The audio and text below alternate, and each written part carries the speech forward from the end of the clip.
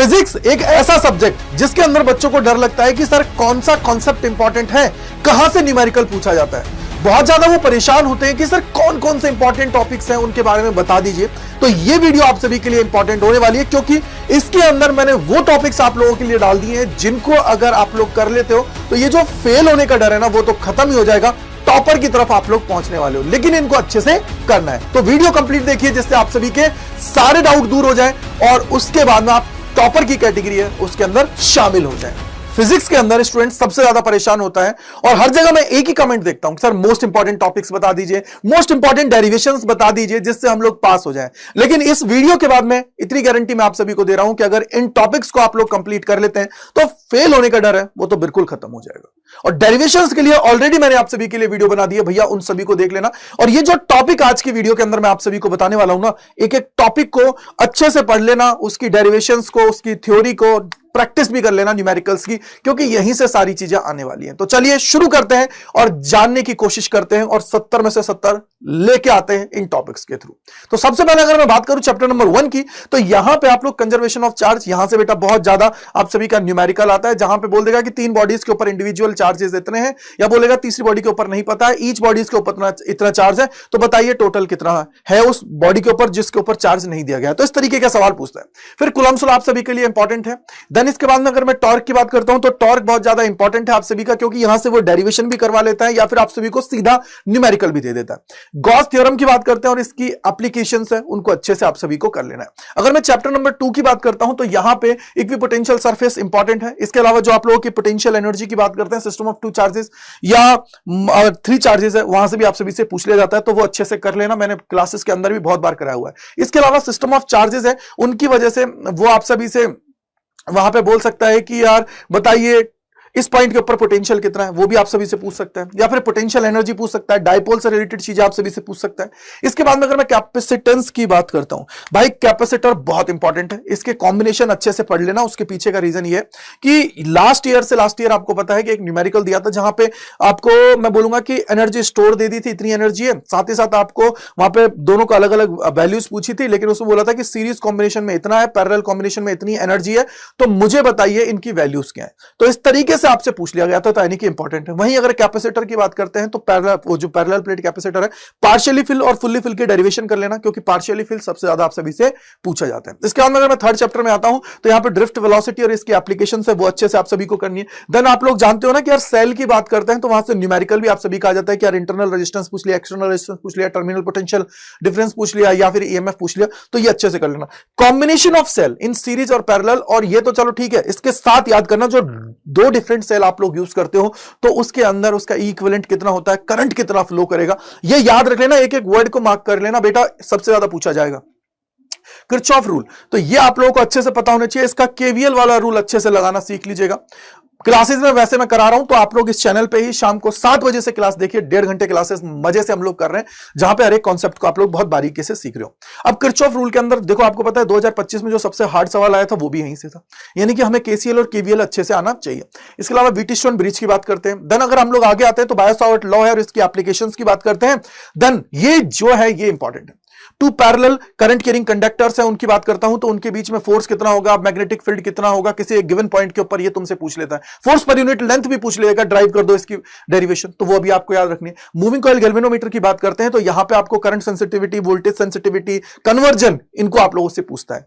इसके बाद में आप लोग आओगे तो एम्पियर सर्किटल लॉ है, उसकी बात करेगा और इसकी एप्लीकेशन है। इनफाइनाइट लॉन्ग जो स्ट्रेट वायर है उसकी वजह से वो से आप लोग सवाल पूछता है। देन अगर मैं 5वें चैप्टर में आता हूं तो bar magnet as a equivalent solenoid, जो आप लोगों का सोलेनोइड का जो उसको पूरा ड्राइव करोगे तो वहां पे एक आपका जो एक्सिस वाला फॉर्मूला है वो आपका आता है, ठीक है। इसके बाद में मैग्नेटिक प्रॉपर्टीज की बात करते हैं, पैरा, डाया और जो फेरो है इनकी, तो इनको अच्छे से आप लोगों को देख लेना है, इसका एग्जांपल आप सभी को कर लेना है। टॉर्क जो होता है उसके फॉर्मूले पे आप लोगों को कर लेना है कि भैया यहीं पे पोटेंशियल एनर्जी की बात जब की जाएगी कि यार स्टेबल कब होता है, अनस्टेबल कब होता है, वर्क डन कितना होगा स्टेबल से अनस्टेबल में जाने के लिए, तो ये आप सभी के लिए। और अगर आप चाहते हो कि भैया ये जितने भी टॉपिक्स हैं इनके लिए भी एक मैराथन ला दीजिए, क्योंकि ऑलरेडी मैंने मैराथन कराई है, तो वो भी मैं आप सभी को करा दूंगा, लेकिन आप सभी को अच्छे से इनको करना है।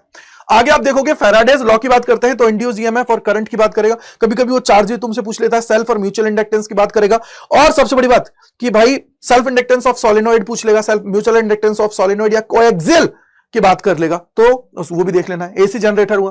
देन इसके बाद में चैप्टर नंबर 7 में आते हो तो आपसे आरएमएस और जो एवरेज वैल्यूज है उससे रिलेटेड चीजें आ जाएंगी, तो वो भी कर लीजिएगा। रिएक्टेंस की बात करेंगे, इंपेडेंस देख लेना। और सबसे बड़ी बात कि जब आप लोग कैपेसिटर को कनेक्ट करते हो एसी सोर्स से तो उसकी डेरिवेशन आपको पता होनी चाहिए, और जब आप इंडक्टर को कनेक्ट करते हो तो उसकी डेरिवेशन आपको पता होनी चाहिए, क्योंकि डेरिवेशन इंपॉर्टेंट है आप सभी के लिए, ये भी याद रखना। इसके बाद में एलसीआर सर्किट है और ट्रांसफार्मर है, ये कर लेना। बेसिक आइडिया डिस्प्लेसमेंट करंट का ये आपको पता होना चाहिए। देन इसकी कैरेक्टरिस्टिक्स से पढ़ लेना, जो 7-8 है उनको आप लोग अच्छे से देख लेना, ठीक है। और इसके बाद में जो इलेक्ट्रोमैग्नेटिक स्पेक्ट्रम है, यानी कि जो आप लोगों का होता है ना रेडियो और इसके अलावा माइक्रो, और इनका व्यूज क्या है, दूसरी चीज इनका प्रोडक्शन कैसे होता है, वो थोड़ा सा देख लेना, क्योंकि कई बार वो आपसे सीधा सीधा पूछ लेता है, ठीक है। देन अगर मैं चैप्टर नंबर 9 में आता हूं तो टीआईआर और ऑप्टिकल फाइबर को अच्छे से कर लेना। इसके अंदर रिफ्रैक्शन एट स्फेरिकल सरफेसेस आप लोग कर लेना। देन लेंस मेकर्स फार्मूला है, ये भी आपको पता होना चाहिए। प्रिज्म अच्छे से पढ़ लेना, और माइक्रोस्कोप और टेलीस्कोप है, ये अच्छे से इनकी जो डायग्राम्स है ना वो कर लेना कि भाई इन्फिनिटी के ऊपर बनता है तो अब कैसे बनेगा, अगर फाइनल इमेज इन्फिनिटी के ऊपर है या डी के ऊपर बन रही है तो किस तरीके से आपका डायग्राम है वो आपको अच्छे से कर लेना है, ठीक है। इसके बाद में आता हूं मैं वेव ऑप्टिक्स की। अगर मैं वेव ऑप्टिक्स की बात करता हूं तो वेव फ्रंट और हाइगेंस प्रिंसिपल, यहां से सवाल हर साल आता है, ठीक है, कर लेनी है। इसके बाद में आप लोगों को लॉ ऑफ रिफ्लेक्शन और रिफ्रैक्शन यूजिंग हाइगेंस प्रिंसिपल है, स्नेल्स लॉ को प्रूव करना होता है, तो ये दोनों आपको पता है और में आते हैं, तो इन दोनों को अच्छे से कर लेना, मैंने कराया हुआ है, आप भी कर लेना इसको, ठीक है। इसके अलावा इंटरफेरेंस है, इंटरफेरेंस के अंदर हम लोग कंस्ट्रक्टिव और डिस्ट्रक्टिव है किस तरीके से हम लोग सॉल्व करते हैं, इंटेंसिटी का फॉर्मूला है वो अच्छे से कर लेना, ठीक है। इसके बाद में वाईडीएससी है, तो यहां पे इसका जो डायग्राम है वो आपको पता हो और इसका फाइनल रिजल्ट है वो पता हो, इसकी डेरिवेशन आपसे नहीं करवाएगा, ठीक है।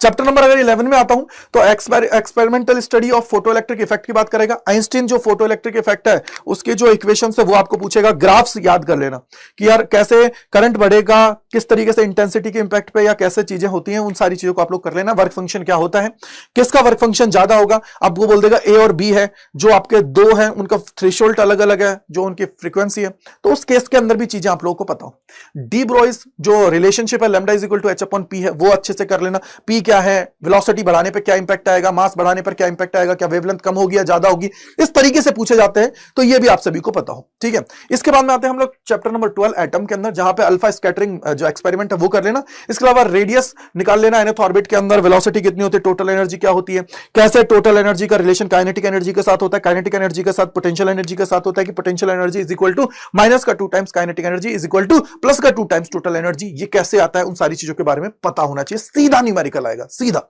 इसके बाद में हम लोग हाइड्रोजन लाइन जो लाइन स्पेक्ट्रम है कि भैया बताइए लाइमन की मिनिमम कितनी होगी, लाइमन की मैक्सिमम कितनी होगी, बाल्मर का मिनिमम कितना होगा, बाल्मर का मैक्सिमम कितना होगा, इस तरीके से सारी चीजें वो आपको करवाता है, तो वो भी आपको पता होनी चाहिए। वेवलेंथ पूछ लेगा कि भाई ट्रांजिशन 2 से 1 में हो रहा है या 4 से 2 में हो रहा है, तो बताइए कितनी होगी, तो ये थोड़ा सा देख लीजिएगा। इसके बाद में चैप्टर नंबर 13 की बात करते हैं तो न्यूक्लियर फोर्स हुआ, मास डिफेक्ट है, बाइंडिंग एनर्जी पर न्यूक्लियंस आपसे पूछ लेगा, इसका वेरिएशन का ग्राफ पूछ लेगा। इसके अलावा न्यूक्लियर फ्यूजन और फिजन है वो उसको पूछ लेता है, वहां पे क्या करेगा कि इक्वेशन दे देगा, बताओ ए में कुछ मिसिंग डाल देगा या फिर जेड में मिसिंग डाल देगा, उसके अकॉर्डिंग चीजें आप सभी से पूछ लेता है, ठीक है।